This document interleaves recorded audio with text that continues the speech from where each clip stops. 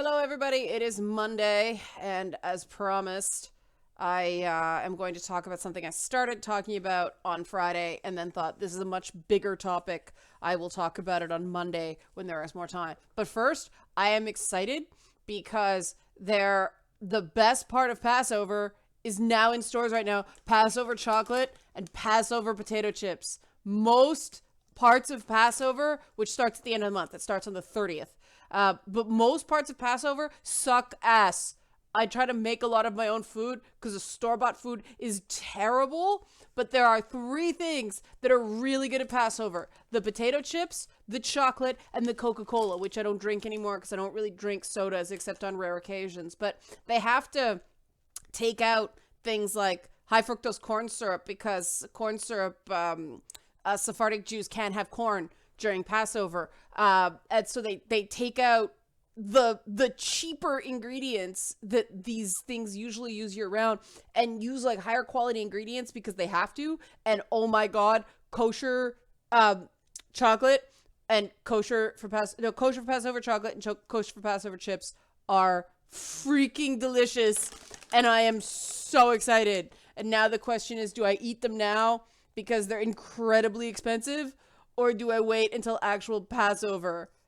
I don't know. I have a dilemma, but that's not what I'm talking about now. And oh yeah, I gotta do the thing. Help support this channel, become a monthly patron, patreon.com /Leanna K, or it's in the description box below. Please support this channel. I greatly appreciate it.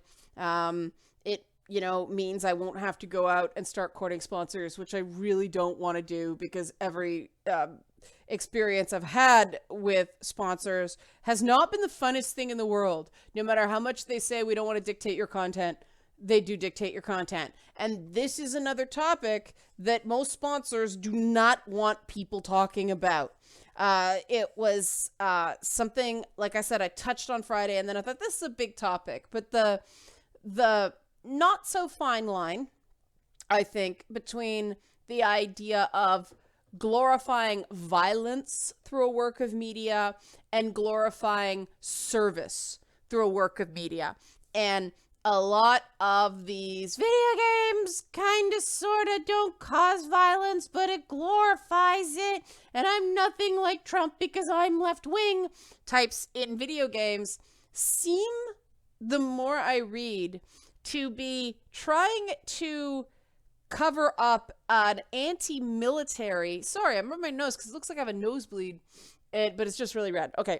But so many of these anti-violence culture critics actually sound like they're borrowing the language of anti-war propaganda. And the thing about anti-war propaganda is it really risks bleeding into anti-military propaganda. And this is one of those things where very few people like war. Very few people who serve in the military or have served in the military like war.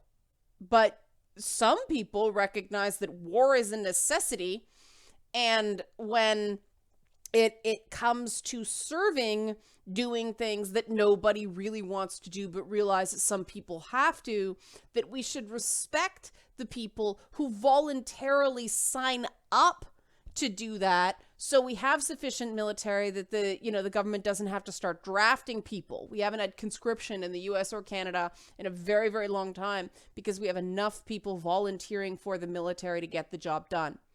And some of them come back moderately to very screwed up, and they have to live with that in some form for the rest of their life. Now, what they're finding is the huge uptick in PTS, what the military calls PTSD, is reintegration problems. That it was one thing where people had combat trauma from one of the world wars where there was a draft and everybody was affected by it in some way, whether you were, active service or whether you were supporting the war effort on the home front. Everybody was involved. Everybody's life changed. And so everybody understood what it meant to serve. People are now getting a harder ride than they need to because there isn't that common understanding of what war does to people. And so our servicemen and women are coming back and having trouble reintegrating because people don't understand what they're going through. And, I've had the ability to talk to a lot of people who are in the military because of my work with PTS. If you wonder why it's called PTS, it's because people who have served reject the idea of post-stress trauma being a disorder. The idea is anybody who saw what I saw would be messed up. It's stress. It is not a disease. You are not disordered. It's another challenge to overcome. And I kind of like that. I like that thinking. It's actually a more positive attitude. The idea that I am a survivor. I am a warrior. I'm not sick. Because it's true that post-traumatic stress is the brain's way of continuing to try to process something, and it isn't done yet. The code keeps looping around itself because it doesn't know how to get out of the processing loop. That's the best way I can really explain what it's like and what helps get you out of it, other than delicious kosher Passover potato chips. No, I am not being sponsored by Manischewitz. Wouldn't it be funny if I was? But most people don't understand service. They don't understand trauma. They don't understand what it means to have to do something hard that you don't want to do for the greater good, because we are a society that has been fortunate enough to have a lot of choices that people in other parts of the world don't. However, one of the side effects of this is that the anti-war protesters during the Vietnam era, who had a point, now have gone on to get, they've given up their hippie stripes, became yuppies, and a lot of them became educators, got into social roles where they were able to influence an entire generation of younger people who didn't have a Vietnam. They may have had a Gulf War. A lot of people had issues with under the Bush, was it Bush 42? 44, 43, 41, Bush 41. Sorry, I'm not American. I don't, the names of presidents don't, the numbers of presidents don't roll off the tongue up here in Canada. We don't do that here. But Bush, not W, but Bush 1, Bush Senior. A lot of people had issues with that war. They thought we had no business there. That's all well and good, but there's this anti-war movement without a war to really protest anymore, because the stuff going on in Afghanistan, the fight against ISIS, you're gonna have a hard time arguing that there's no reason for allied troops to fight against ISIS. They've committed attacks on US, Canadian, British, and so on soil. And so they're looking around for something to apply those principles to. And that's what I'm seeing in the language of these articles about video games glorifying violence. And I have a different take on it.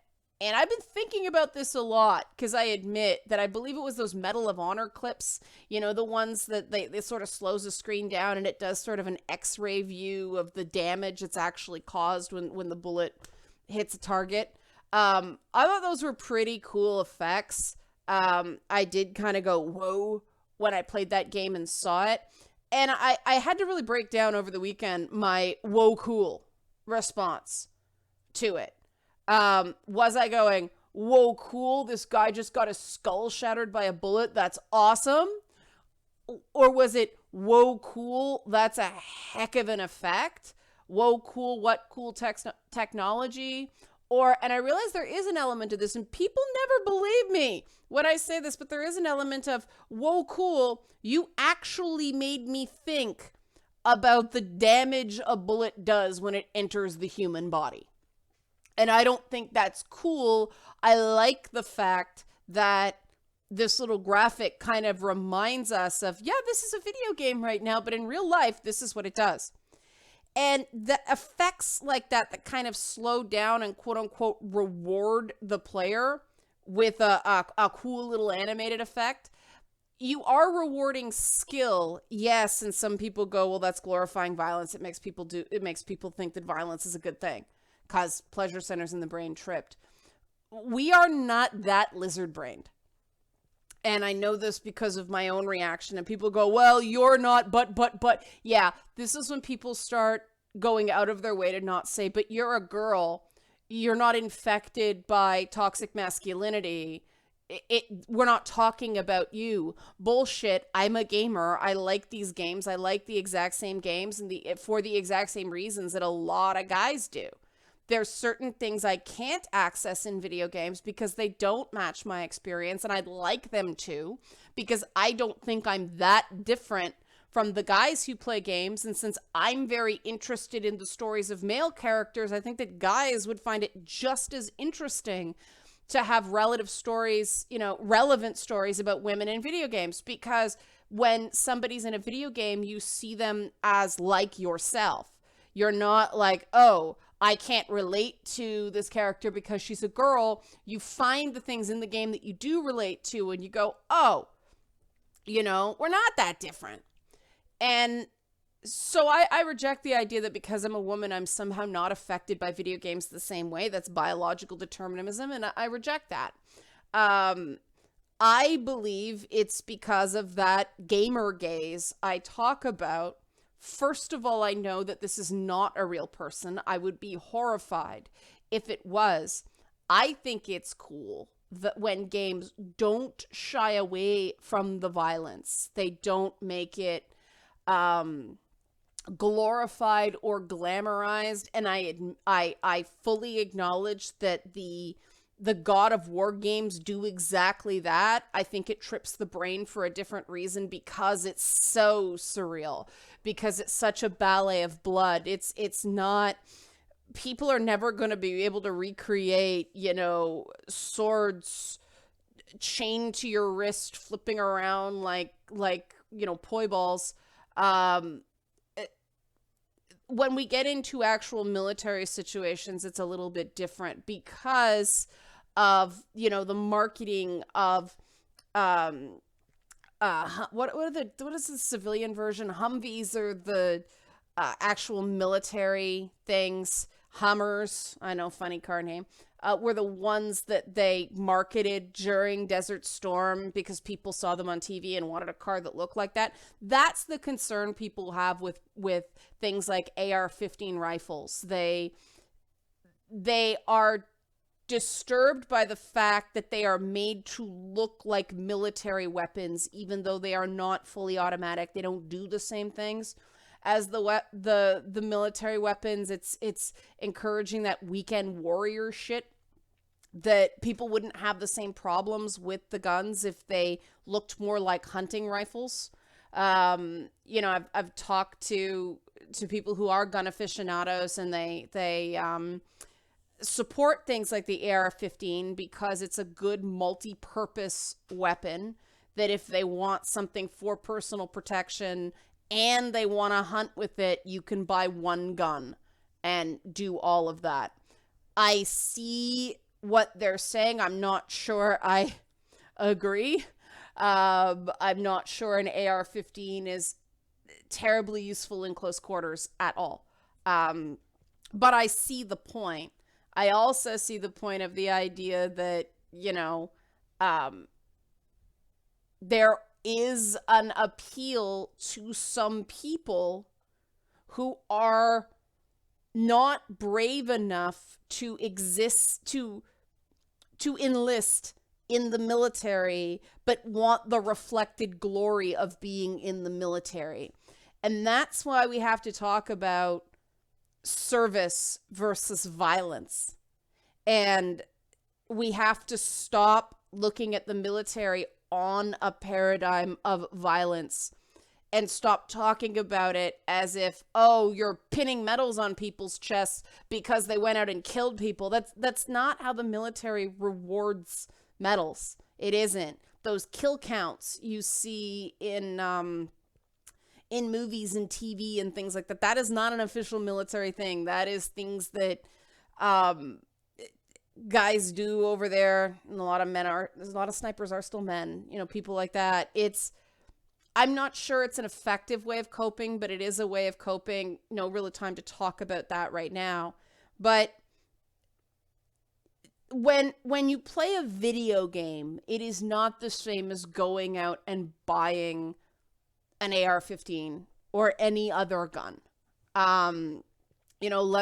Let's face it, people buy Glocks as well, not because they necessarily need them, but, because, they saw it on TV and they recognize the word, They want something that looks cool, those giant Desert Eagle type guns that, they're hand cannons and people get them and they don't know how to use them. I mean, there is a unhealthy, inappropriate marketing element of American gun culture that's totally fair to talk about, simply because, our marketers of handguns actually selling products to people for the right reasons, because personal protection is a totally valid impulse.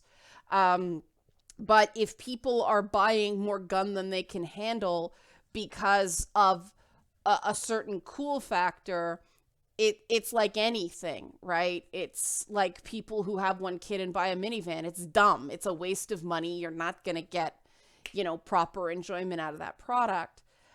But this idea that media somehow overall glorifies violence by showing military scenes, I completely disagree, especially when it comes to video games.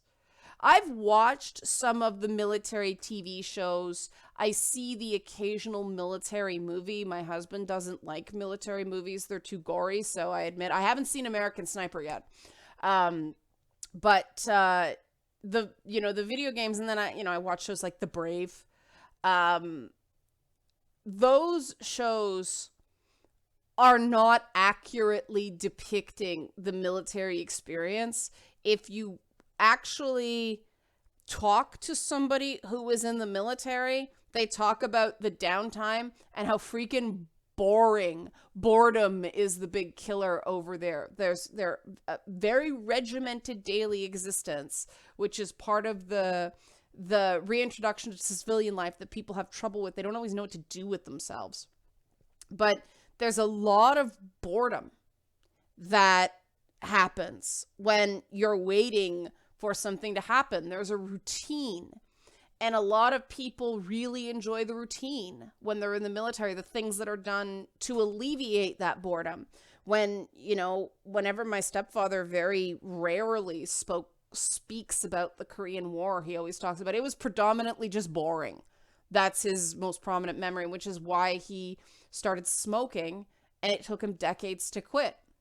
These are the experiences of wartime that aren't reflected in our media. And I think people who play video games are a lot more aware that it ain't real. In part because we're constantly fighting off these accusations, but also in part, you are really aware because you have a controller in your hands and you realize you don't have the stock of a weapon pushed against your shoulder. There's no recoil, nothing like that. You know it's not real. You know these are complicated input excuses so that when you press buttons, something happens on a screen. It's, about as much like being an actual general in the military as playing the board game Risk is. Like I said, I can't talk about people who watch a lot of military style television because I don't. I can only speak about games, and I go back to that Medal of Honor thing with the X-ray effects. Mortal Kombat is the same way with the X-ray effects. I know I squick a little bit on those. I go like, ugh, cool. Um, and my husband and I have this running joke where when something really violent happens at a show or a movie or something like that, I'll go, "Whoa, that's all right." And he always laughs because the more violent or gory or horrifying something is, the more enthusiastic the "that's all right" is. And I realized I say that because I am, with the amount of violent media, especially violent video games that I consume, things still get to me. I'm still like, gross, body horror and stuff like that. And what's all right is the fact that this scene did not glorify the thing for me. It horrified me even to a little bit. It's like, ew, it grossed me out. And I like the fact that it's sensitizing me in that way. And I'm sure, and part of the reason I'm talking about this, I'm sure there are other gamers that are like, gross, that's so cool. That kind of feeling of like, yeah, you made me understand that violence is bad in a safe way that doesn't judge me as part of the problem. I really think that's a huge part of the dynamic. And I hope that by trying to turn this conversation in a different way, we can use video games to help start talking more about, as a society, and this is true in Canada and the US, we do need to start showing veterans and people who are active duty in the military, we really need to start collectively showing them more respect. And there's tons of lip service, respect the troops, support the troops, all that stuff. A lot of people, I think, don't think about what that really means. And I think we should think more about what that means. I think that when you play a video game, even like Call of Duty, as dumb as those plots are, but something like, the Spec Ops games, or Splinter Cell did an interesting job with showing the impact that his job had on Sam Fisher's family. I think that people who play these games actually play them instead of just sitting down and spending 30 minutes capturing horrible violence with an agenda. Like, they go in immune to some of the better messaging from the games because they've already had their mind made up by the way they've been programmed by, sort of this anti-military movement.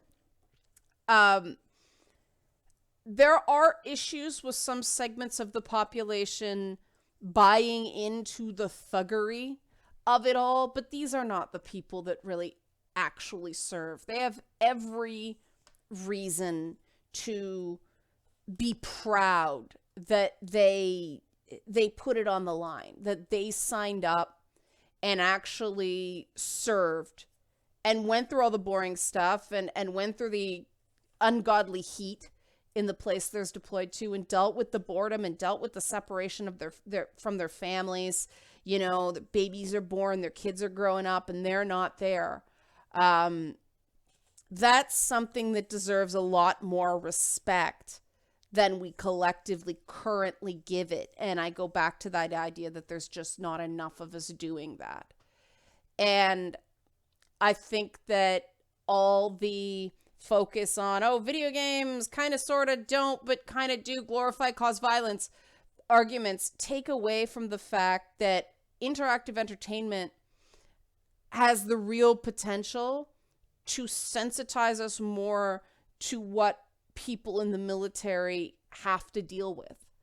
And there's no substitute for actually talking to a veteran if they want to talk. A lot of them don't. But there's no substitute for actually talking to a veteran and hearing their stories and hearing about the things that profoundly affected them positively and negatively. I think that's a lot better than going out and watching a movie or something like that. Like the one about the woman with the dog and stuff like that. Those are compacted experiences. But I think that video games have a role to play in sensitizing the rest of us to what people in uniform do sacrifice and what duty means and what service means. And I know these people with an agenda are not going to stop. And that's why I'm offering an alternative topic of conversation here. We can't stop the politicking. We can't stop the politicization of video games. We can do our parts to not participate in it and to use the messages we get from games and talk about that instead in the mediums we can do that in. I make a YouTube video, you can write a blog post, somebody else can do a video of their own. But I think that free speech, right? We can't stop these people from running their mouth through a keyboard.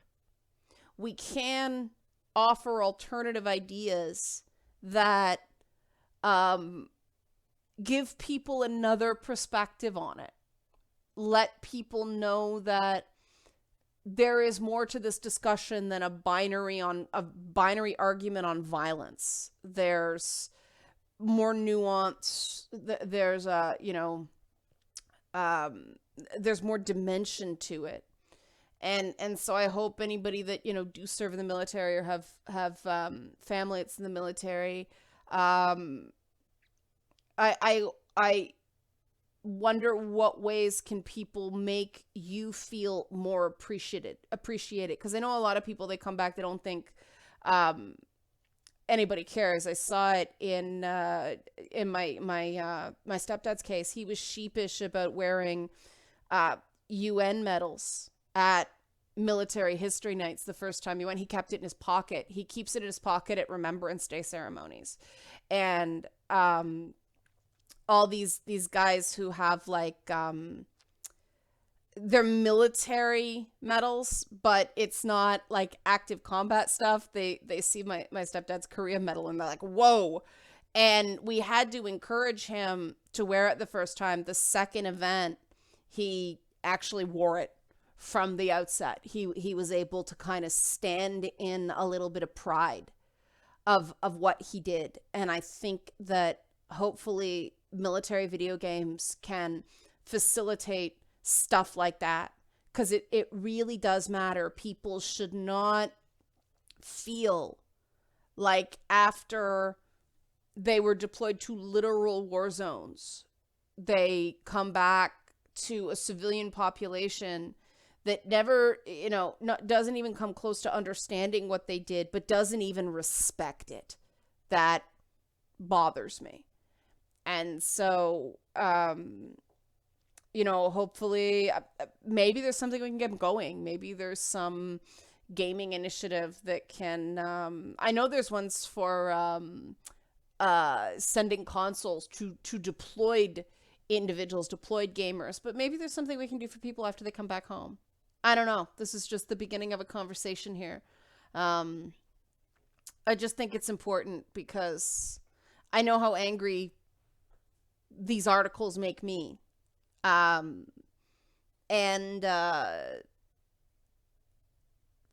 know I'm not alone. I just think there's more productive ways of dealing with this than just being angry and making rant videos. I think there's something that can actually be done.